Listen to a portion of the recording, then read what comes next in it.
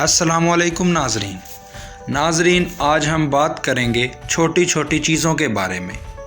چھوٹی چھوٹی چیزیں جن کو ہم نظر انداز کر دیتے ہیں، جیسے کہ ہماری زندگی میں ان کی کوئی اہمیت ہی نہیں ہوتی، لیکن کئی دفعہ وہ چھوٹی سی نظر آنے والی چیز جو ہمارے لیے بے معنی و لاجانی ہوتی ہے، بڑے سے بڑے مسئلے کو یوں چٹکی بجاتے حل کر دیتی ہے۔ اس کا تعلق خواہ ہمارے روزمرہ کے استعمال سے ہو، خواہ ہماری عادات و اطوار سے۔ ایک مثال جس کا ذکر کئی جگہوں پر ہوا ہے کہ اگر ایک طالب علم روز ہی اپنا کام مکمل نہیں کرتا تو وہ تھوڑا تھوڑا اس کا کام مکمل نہ کرنا اس کی کامیابی کی راہ میں ایک بہت بڑی رکاوٹ بن جاتا ہے۔ تو ناظرین، یہ بات تو ہو رہی تھی انسان کے حوالے سے، کیوں نہ ساتھ ہی آپ کی معلومات میں تھوڑا سا اضافہ کیا جائے اور آپ کو اس دنیا کے سب سے چھوٹے جانور کے متعلق بتایا جائے۔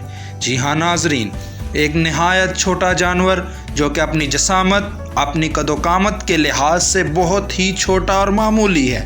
اب آپ سوچ رہے ہوں گے کہ وہ کون سا جانور ہے، اس کا نام کیا ہے؟ ایسے اور سوالات جو کہ الجھن پیدا کر رہے ہوں گے، جیسا کہ عرض ہے کہ الجھے ہیں تیرے خیال میں ایسے، افریقن بچے کے بال ہوں جیسے۔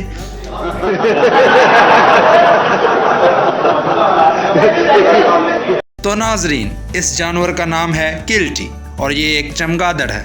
ساتھ ہی آپ کی معلومات میں اضافہ کیا جائے تو بتاتا چلوں کہ اس کی لمبائی 27 سینٹی میٹر سے لے کر 33 سینٹی میٹر تک ہوتی ہے، اور لگ بھگ مزید یہ کہ اس کا وزن اسی حساب سے بہت کم ہوتا ہے، یعنی 2 گرام۔ یہ جانور تھائی لینڈ اور میانمار کے جنگلات میں پایا جاتا ہے۔ ناظرین، یہ جانور تنہا زندگی بسر نہیں کرتا، بلکہ ایک جھنڈ کی شکل میں رہتا ہے، اور اس جھنڈ کی تعداد تقریباً 200 سے 500 چمگادڑوں پر مشتمل ہوتی ہے۔